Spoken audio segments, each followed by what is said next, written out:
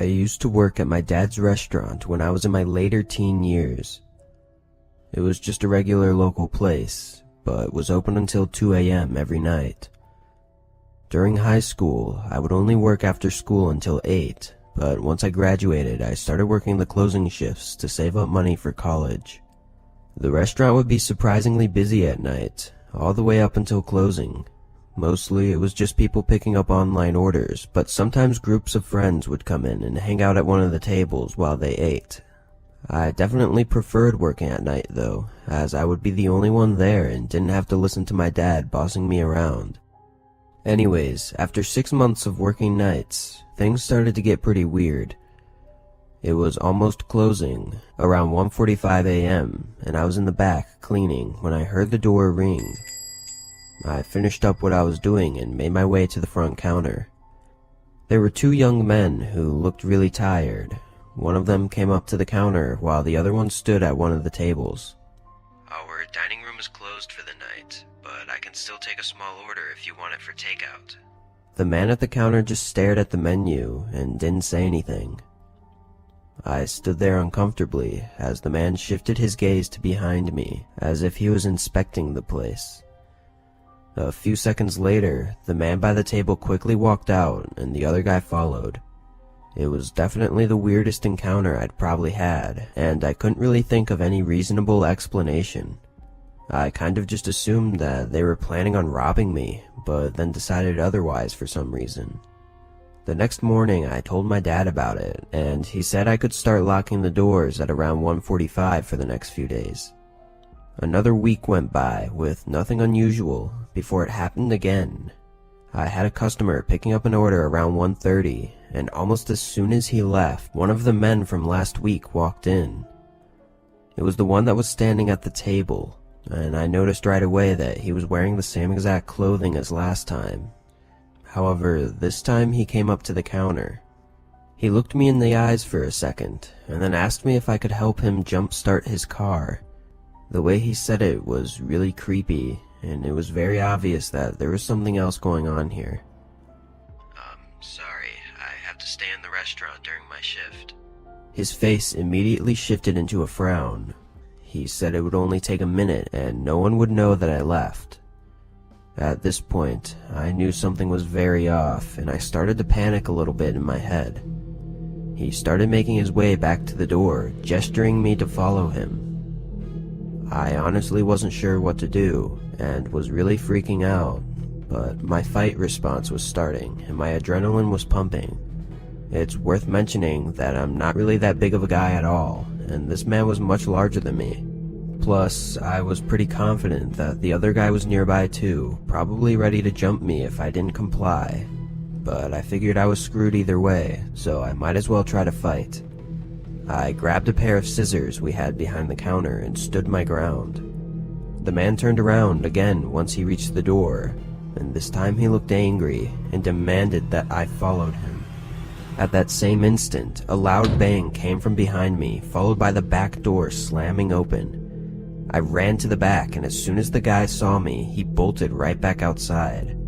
I turned around quickly and ran back to the front counter, but the other guy had left as well. I obviously called the police afterwards and gave them the security footage, but it was pretty low quality and hard to make out any identity from them. Anyways, I'm still not really sure why they didn't just attack me and rob the place, but my best guess is that they were just trying to rob the store without harming anyone, so as soon as they saw I was gonna fight, they ran. Those 2 could have easily taken me down and made the situation much worse, so I'm glad it didn't turn out that way.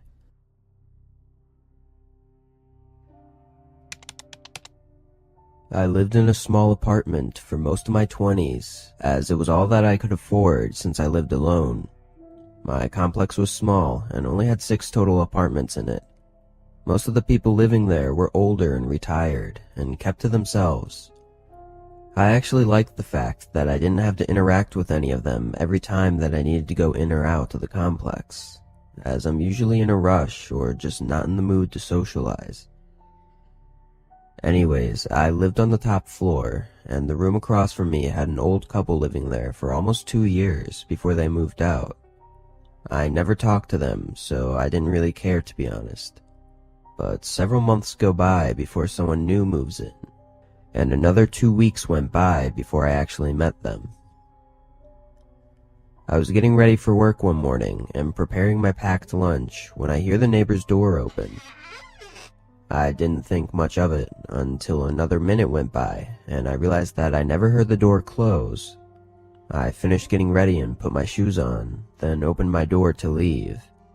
I immediately noticed that the neighbor's door was still open, and a tall man in his 40s or 50s was standing right outside the door facing me. He smiled and introduced himself. I faked a short smile and told him my name, then said I had to go to work and began walking past him. But as I started down the stairs, he asked me to come in for a little bit and have breakfast with him. This was really weird, as I had just told him that I needed to go to work. But I just said sorry and continued down the stairs and out of the complex. While I was at work that day, I thought about how strange the interaction was. Thankfully, when I got back home, I was able to get into my apartment without any interactions. But the next morning, I woke up to a knock at the front door. I was really annoyed because I had work today and now I was up early, but I quickly got dressed and opened the front door. My neighbor was there, but strangely he was standing right in front of his open door again. He asked me to join him for breakfast again, to which I obviously declined and told him in a more aggressive manner to not knock on my door so early. The man didn't seem very happy about my answer and just kinda stood there. Then he said that I didn't have to leave for work for a while and I had enough time to eat with him. I knew that there was something wrong with this guy, as there was a lot about that response that was creepy.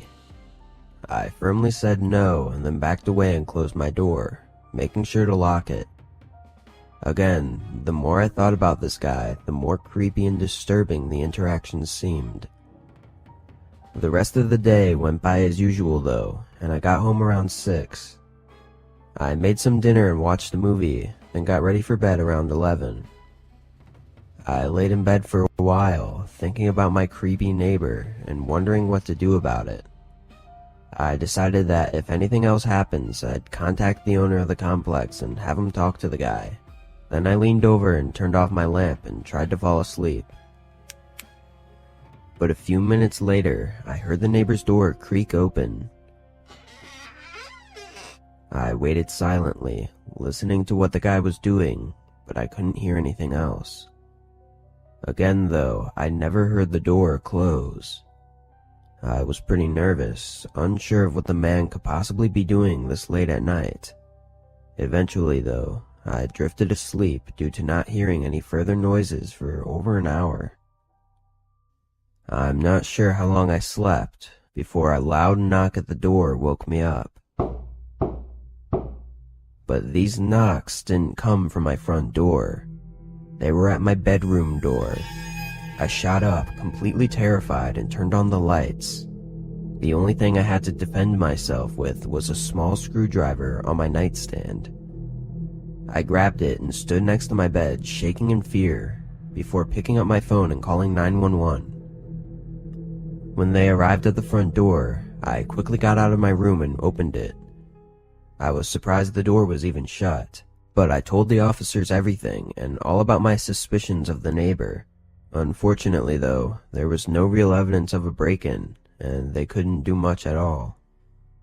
I knew what I heard was real though, and I did not feel safe in my apartment anymore.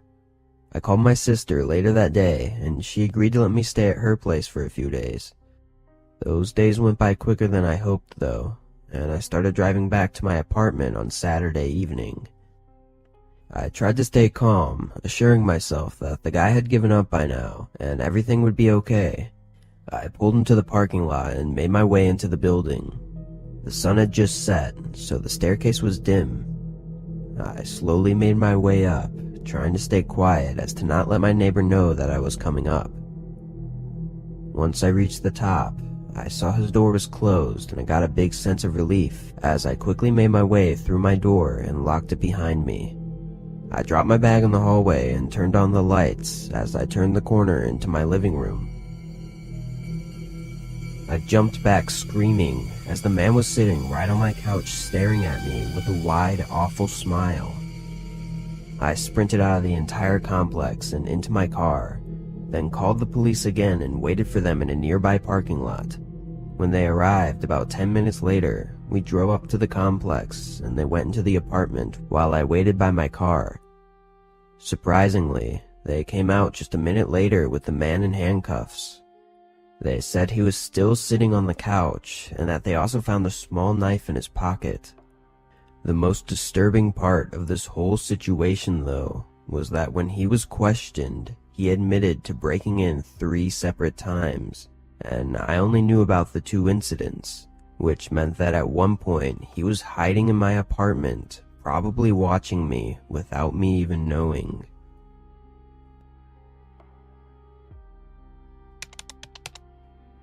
I have a little Jack Russell dog named Maggie, and she has a lot of energy, so when we go for walks, it's not uncommon for them to spread to the 2-hour mark. This particular day, I got home from work around 5:30, and the sun doesn't usually set until 6:30 or 7. Almost immediately after walking through the door, I put her leash on and quickly changed, and then we headed out. The walk went as usual, as Maggie just took me in whichever direction she wanted to walk in. Things didn't start to take a turn until about an hour in, when the sun was almost fully down, and unfortunately for me, I had walked further than I'd realized. If you take your dog for long walks, you know how easy it is to zone out, especially if your dog rarely stops to sniff. We had walked in a direction I had taken normally, but the particular street I was on was unfamiliar, but I still knew the general direction home. I started to turn around, but Maggie was standing still, and then she began whimpering softly, and that's when I saw it.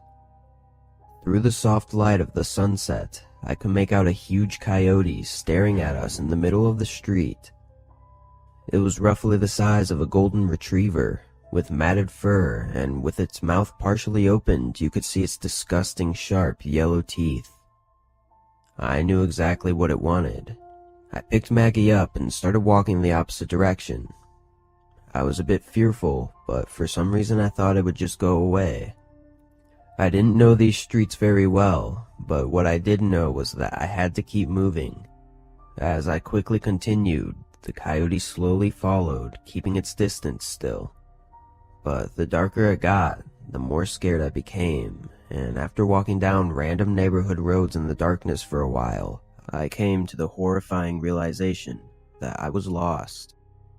All the turns had messed with my sense of direction, and I had no idea which way to go. Through the darkness, I could now see the glowing eyes of the beast, and could now hear it yipping and howling. As I walked further through the dark neighborhood streets, every few minutes another set of glowing eyes would appear behind me, and even more, louder howls. I could tell they were getting closer too. I was absolutely terrified at this point, trying to hold back my tears as I was panicking and fearing for both mine and my dog's life. Every once in a while, I'd pass a streetlight and look behind me, revealing the entire pack walking slowly with their heads down, watching my every move. After almost 45 minutes of being followed, I began tiring, and I knew I was far from the safety of my home. Maggie began whimpering louder too, which made me even more emotional as I knew that she was aware of what may soon happen. The howling and yipping became more frequent, growing louder and closer. I looked back one more time to see all of their eyes staring at me from only 30 to 40 feet away. But suddenly and strangely, they all began to separate, moving to the sides of the road. A few moments later, a small car slowly makes its way between the crowd of coyotes and stops right next to me.